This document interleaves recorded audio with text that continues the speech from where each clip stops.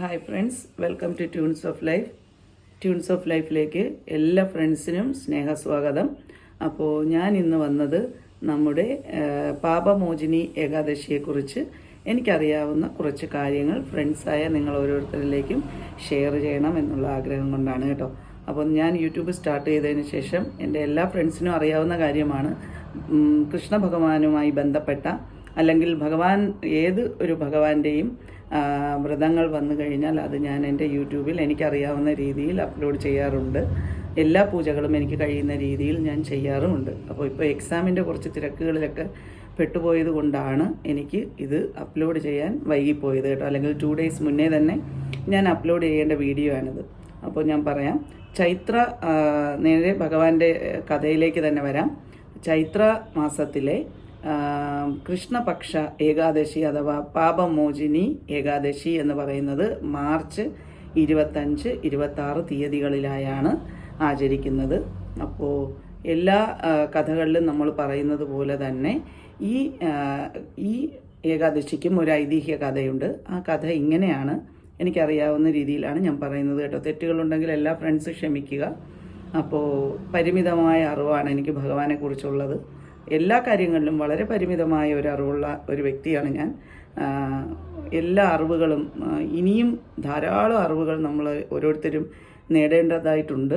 അത് നമ്മുടെ ജീവിതത്തിൻ്റെ ഓരോ ഘട്ടത്തിലും നമുക്ക് മനസ്സിലാവുന്ന കാര്യമാണ്. എല്ലാ അറിവുമുള്ളവർ ആരും തന്നെ ഇല്ല എന്നാണ് നമുക്ക് പറയേണ്ടത്. അപ്പോൾ നമ്മളൊക്കെ വെറും ഒരു ചെറിയ ഒരു അറിവ് നമുക്കുണ്ടെന്ന് പോലും നമുക്ക് വിചാരിക്കാൻ പറ്റില്ല, അല്ലേ?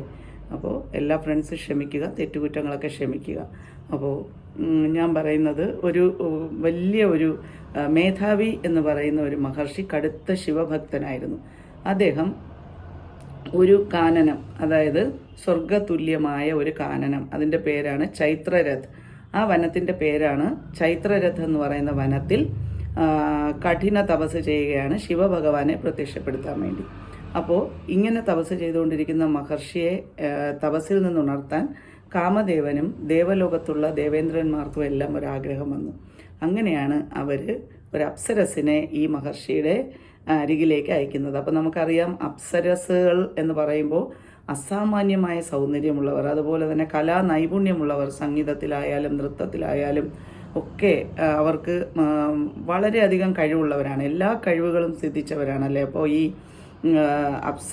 അപ്സരസുകളുടെ ലോകം, ഗന്ധർവന്മാരുടെ ലോകം, യക്ഷി ഗന്ധർവന്മാരുടെ ലോകങ്ങൾ എന്നൊക്കെ പറയുന്ന പലതരത്തിലുള്ള ലോകങ്ങളുണ്ട് എന്നാണല്ലോ പറയപ്പെടുന്നത്. അപ്പോൾ അവരുടെ ആ ഗന്ധർവ കിന്നരന്മാരുടെ ഈ ലോകത്തിൽ നിന്നൊക്കെ ഇങ്ങനെ അപ്സരസ് പല മഹർഷികളുടെയും വ്രതങ്ങൾ മുടക്കാനായി വന്നിട്ടുണ്ടെന്നുള്ളത് നമുക്കറിയാം.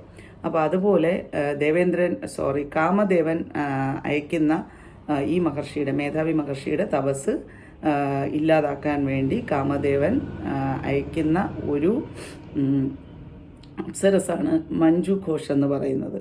അവർ മഹർഷിയുടെ അടുത്തെത്തുകയും തപസ് ഇല്ലാതാക്കുകയും ചെയ്യുന്നു.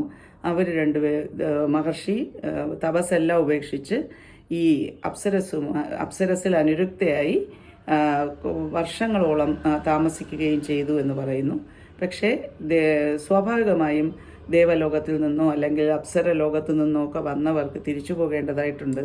അപ്പോൾ ഈ വന്ന മഞ്ജു ഘോഷ് അവരുടെ ദൗത്യം പൂർത്തിയാക്കിയപ്പോൾ തിരിച്ചു പോകേണ്ടതായിട്ടുണ്ട് എന്ന് മഹർഷി അറിയിക്കുന്ന മാത്രയിൽ മഹർഷിക്ക് ദേഷ്യം വരികയും അപ്പോൾ മഹർഷി ഈ അപ്സരസിനെ ശപിക്കുകയും ചെയ്യുന്നു. നീ ഒരു പൈശാചിക രൂപമുള്ള ഒരു പിശാചിനിയായി മാറട്ടെ എന്ന് ശപിക്കുന്നു. അപ്പോൾ ഈ അപ്സരസ് പറയുകയാണ്, ഈ കാര്യത്തിൽ നമ്മൾ രണ്ടുപേരും ഒരുപോലെ തെറ്റുകാരാണല്ലേ. ഞാൻ തപസ് ഇളക്കാനായി വന്നു, പക്ഷെ താങ്കളും എന്നിൽ ആകൃഷ്ടനായിട്ടാണല്ലോ നമ്മൾ രണ്ടുപേരും കൂടെ ചേർന്ന് ഇത്രയും കാലം ഈ മൃത്യുലോകം, അതായത് നമ്മുടെ ലോകം, ഭൂമി എന്ന് പറയുന്നത് ഒരു മൃത്യുലോകമാണ് അല്ലേ. ഇവിടെ ജന്മമെടുക്കുന്നു, മരിക്കുന്നു, അങ്ങനെയാണല്ലോ. അപ്പോൾ മൃത്യുലോകത്തിൽ നമ്മൾ ഇത്രയും നാൾ നമ്മൾ ജീവിച്ചത് അങ്ങനെയാണല്ലോ. അപ്പോൾ അതുകൊണ്ട് നമുക്കിനി ഇതിൽ നമ്മൾ രണ്ടുപേരും ഒരുപോലെ തെറ്റുകാരാണ് എന്ന് മഹർഷി ഓർമ്മിപ്പിക്കുകയും മഹർഷി ഈ അപ്സരസിന് ഉപദേശിക്കുകയും ചെയ്യുന്നു.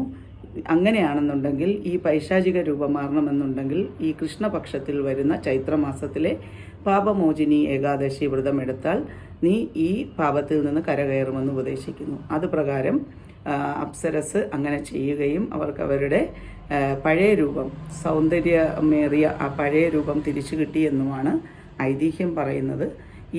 ഇത് തന്നെ നമ്മുടെ മേധാവി മുനി സ്വന്തം പിതാവിനോട് ചെന്ന് താൻ ചെയ്ത തെറ്റുകുറ്റത്തിനെക്കുറിച്ച്, തൻ്റെ തപസ്, ഭഗവാനോടുള്ള തൻ്റെ ഭക്തി ഉപേക്ഷിച്ച് താൻ ഒരു സ്ത്രീയിൽ ആകൃഷ്ടനായതും ഈ കഥകളൊക്കെ വിവരിക്കുമ്പോൾ അദ്ദേഹവും പറയുന്നു, നീയും ചെയ്തത് ഒരു കൊടിയ പാപമാണ്. അപ്പോൾ അതുകൊണ്ട് നീയും ഈ പാപമോചിനി, മേധാവി മഹർഷിയോടും സ്വന്തം പിതാവ് പറയുകയാണ്, ഈ പാപമോചിനി വ്രതം എടുക്കുകയാണെങ്കിൽ നിന്റെ പാപത്തിൽ നിന്നും നീ കരകയറും, വീണ്ടും നിനക്ക് തികഞ്ഞ ഭക്തി മാർഗത്തിലേക്ക് പോകാൻ കഴിയും, അല്ലെങ്കിൽ നീ ചെയ്ത തെറ്റിൽ നിന്ന് നിനക്ക് മാറാൻ കഴിയും എന്ന് അദ്ദേഹം ഉപദേശിക്കുന്നു. അങ്ങനെ പാപമോചിനി ഏകാദശിയുമായി ബന്ധപ്പെട്ട് നിരവധി ഐതിഹ്യങ്ങൾ നിലവിലുണ്ട്. എനിക്കറിയാവുന്ന ഒരു ചെറിയ ഐതിഹ്യ കഥയാണ് ഞാനിവിടെ പറഞ്ഞത്.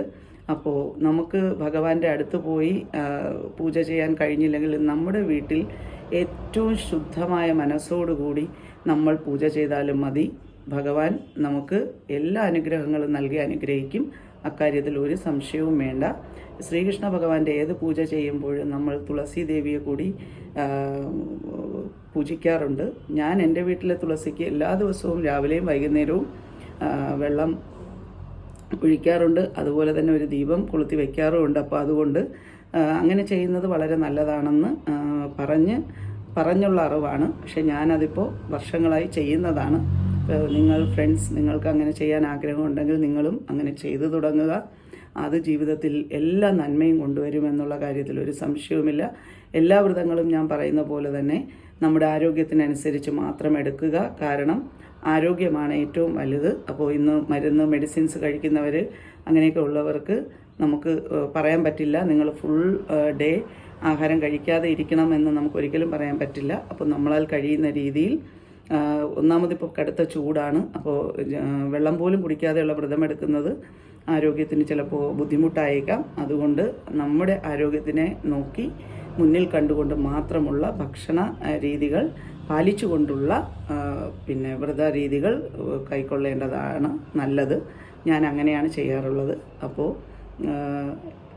ഭഗവാന്റെ ക്ഷേത്രമുണ്ടെങ്കിൽ അവിടെ പോയി നമുക്ക് ഭഗവാനെ കണ്ട് ദർശന സൗഭാഗ്യം നേടുന്നത് ഏറ്റവും നല്ല കാര്യമാണ്. പക്ഷെ അങ്ങനെ കഴിഞ്ഞില്ലെങ്കിൽ നമുക്ക് നമ്മുടെ വീട് തന്നെ ഒരു ദേവാലയമാണല്ലോ. അപ്പോൾ അവിടെ നമുക്ക് ഭഗവാന്റെ മുന്നിൽ പ്രാർത്ഥിക്കാം. നമ്മുടെ മനസ്സിൽ പൂജിക്കുന്ന ഓരോ പൂജയും ഭഗവാന്റെ പാദങ്ങളിൽ, ഞാൻ നേരത്തെ പറഞ്ഞു, പൂക്കളായി പതിക്കുന്നു എന്നുള്ളതാണ് എൻ്റെ വിശ്വാസം.